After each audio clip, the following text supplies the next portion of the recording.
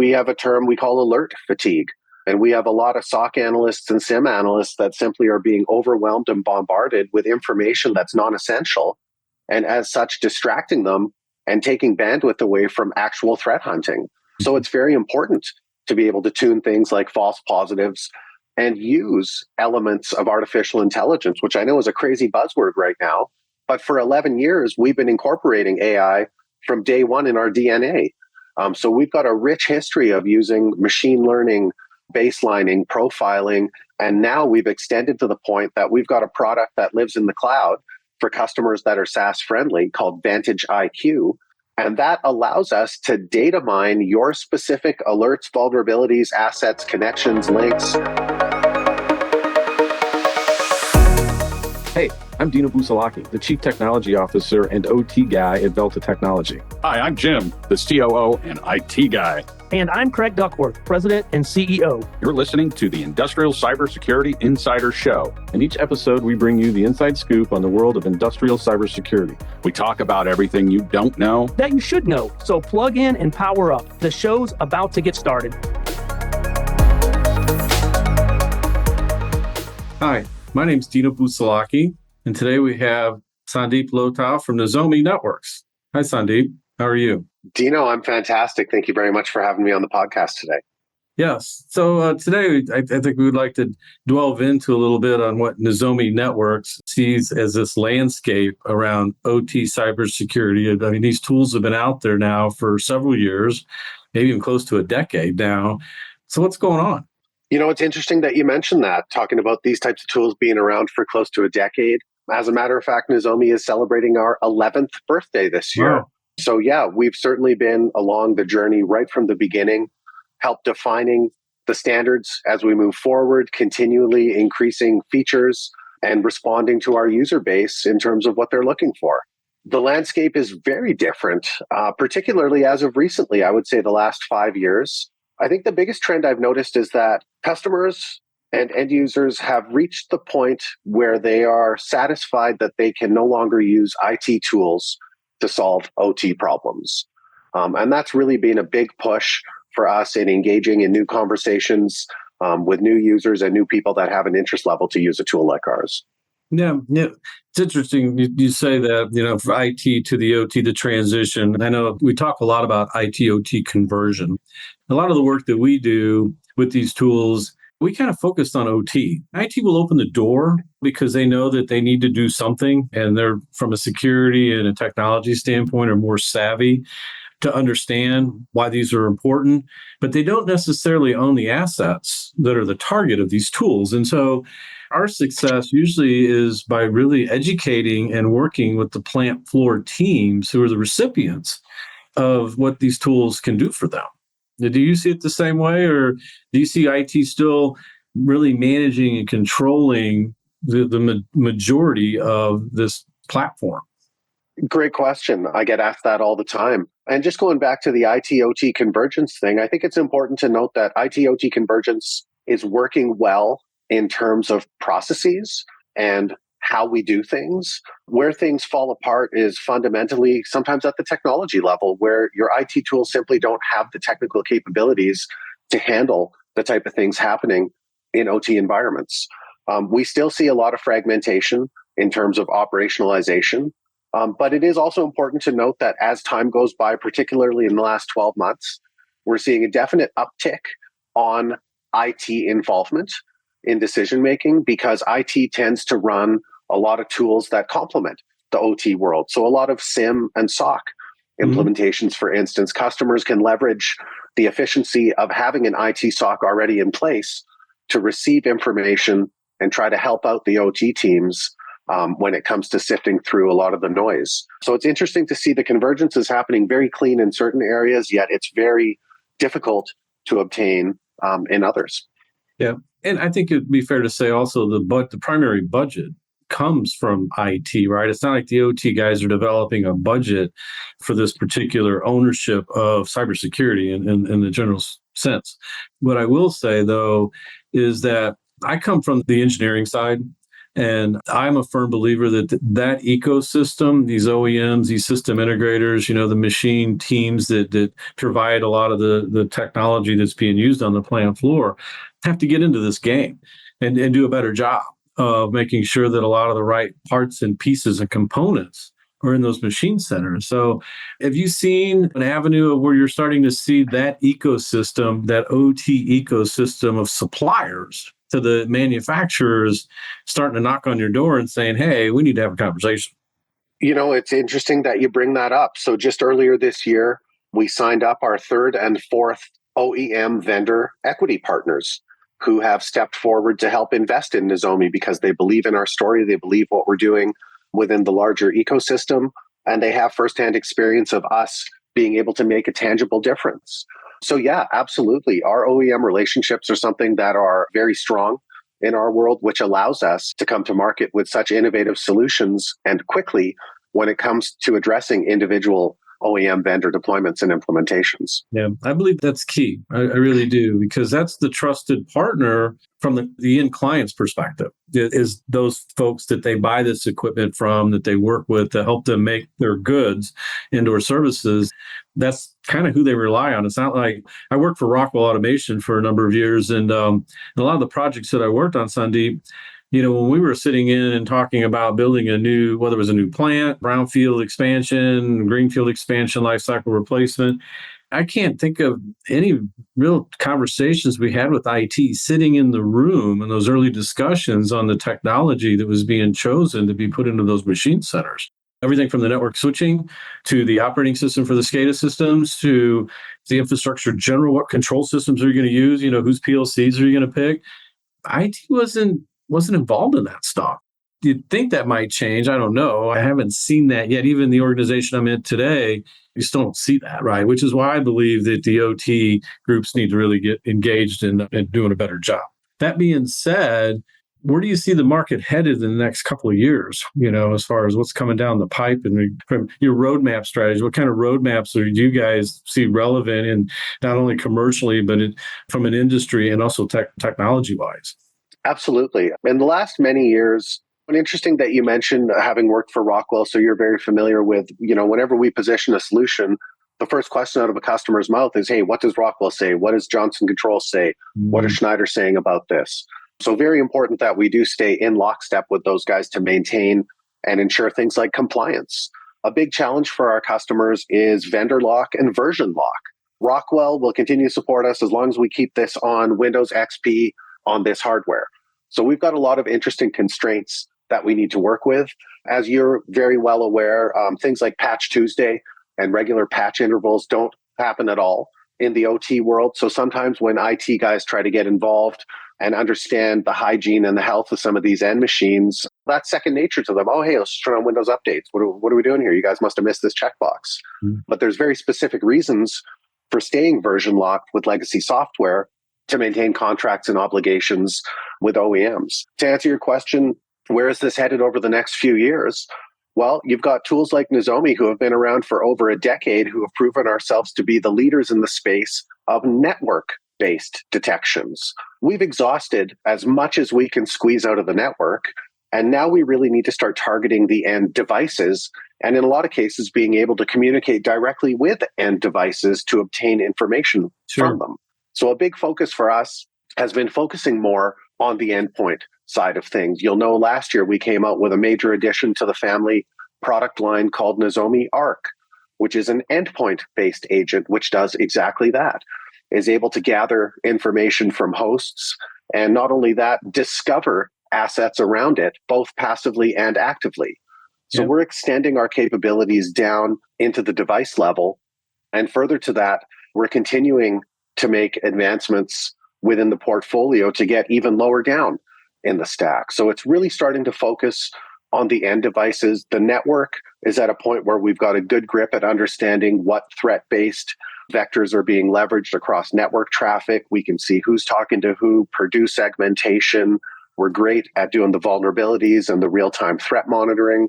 So our focus now is looking the next level down and focusing on individual devices and assets, and how can we better interoperate at that layer. Yeah, I'm sure you hear this a lot. I know we do. the plant floor is not being attacked, right? It's not like there's specific control system malware that's going out there. And you and I both know that 90% of the impacts that hit the plant floor come from where? Come from IT.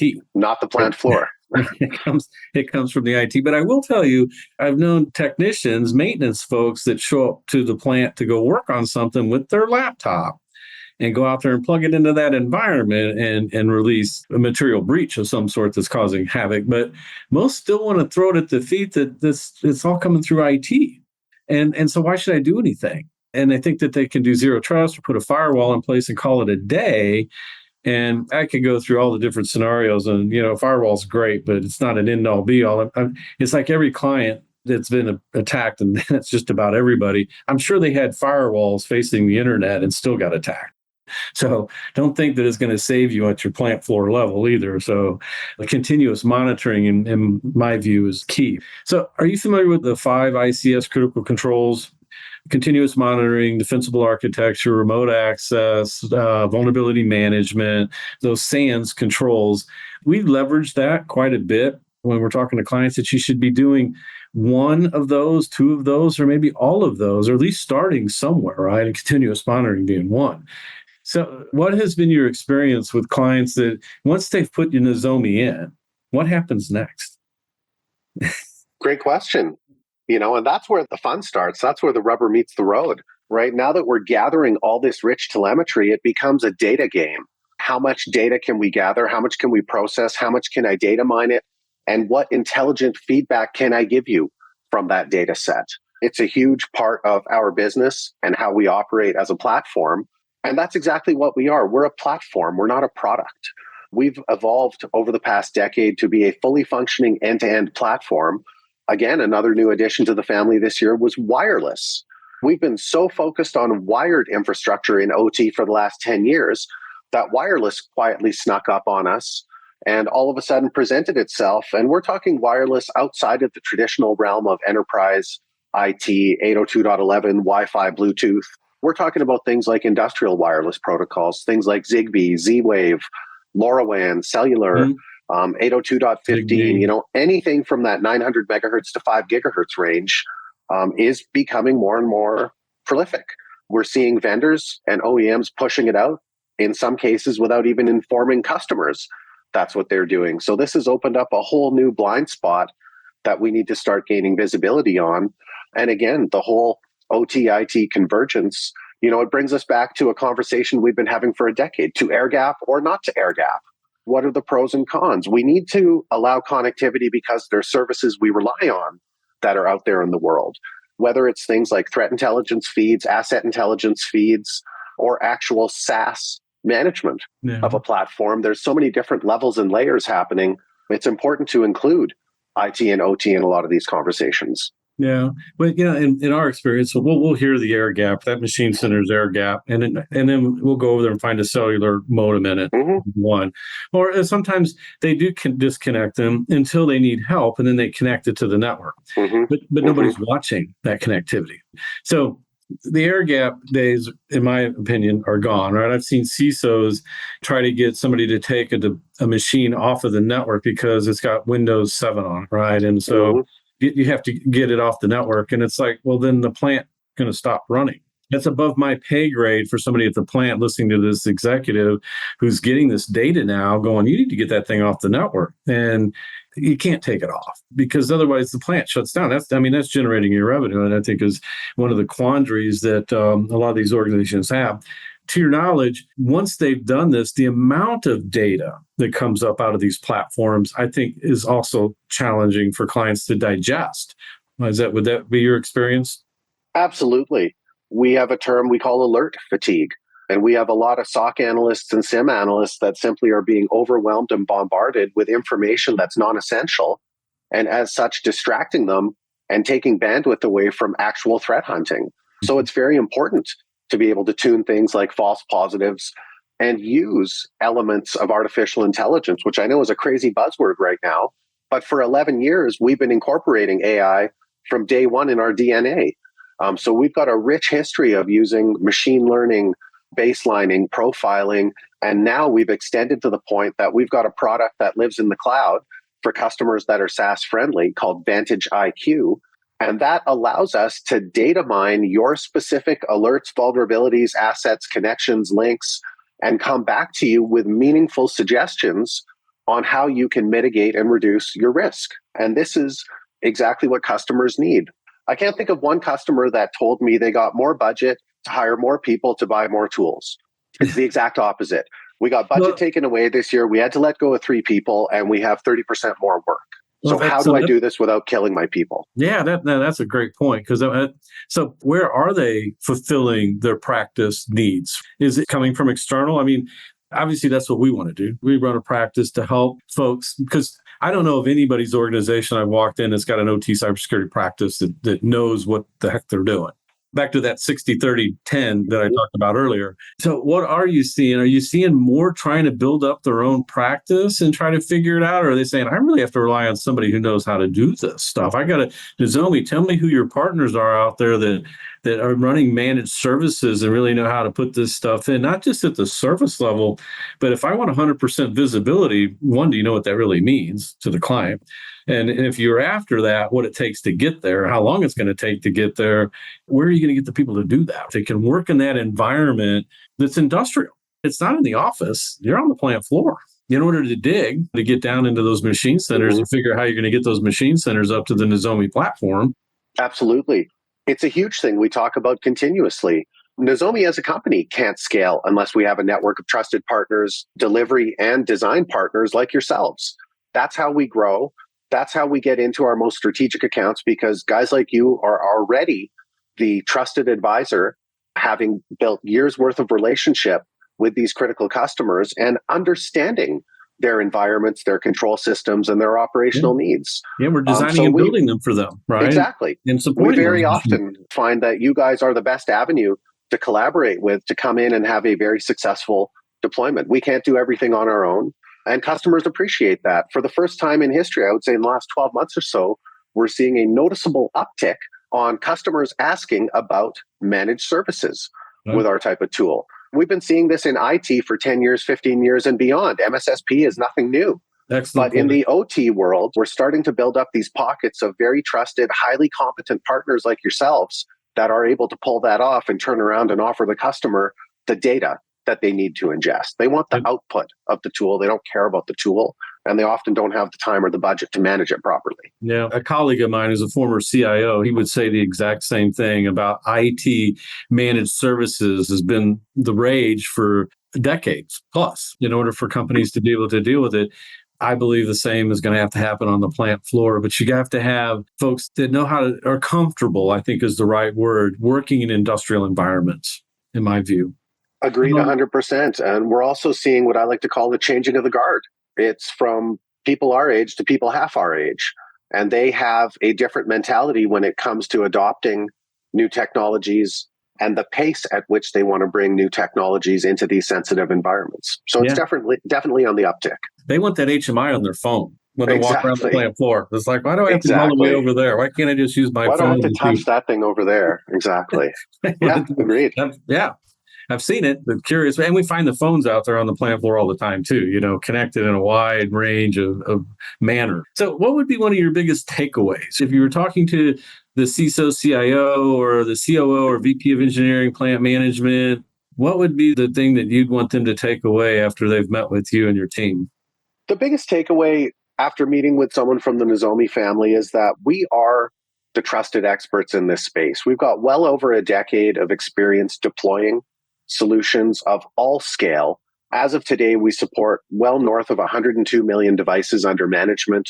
We're in 7,000 or 8,000 different networks. We're on 6 continents. We've got several thousand certified deployment partners. So the maturity of our ecosystem in helping you solve your unique problems, we've got a playbook for that already. You want to talk about water and wastewater, or you want to talk about automotive manufacturing, you want to talk about airports, you want to talk about railways, maritime environments. We've got experience deploying these types of networks of all sizes, and we have the playbook to help you make the journey at your own pace. There's no one flip that we switch and boom, you have everything you need. It's very much a crawl, walk, run evolution, and we've got a very nice phased deployment that customers can ingest at their own pace and grow over time. That's really the key, is understanding that as a trusted partner, we're here to help guide you through this journey, and we can get you to where you need to be. You're not in this alone. Yep. Well, is there anything else that you'd like to add, that you'd like to convey to our audience? First off, again, thank you, Dino, for the opportunity to be here. It's wonderful to join and participate in types of things like this. Our customer base is asking for more podcasts, more information like this to be available. So again, wanted to thank you for the invite. And lastly, this is new territory for a lot of people. Again, in IT, if I want to go and buy a new firewall, that means I have to displace someone else's technology. The vast majority of environments we walk into are greenfield, and they don't even have an existing technology or tool set to do what they're trying to do. So sometimes just wrapping your head around it can be very frustrating.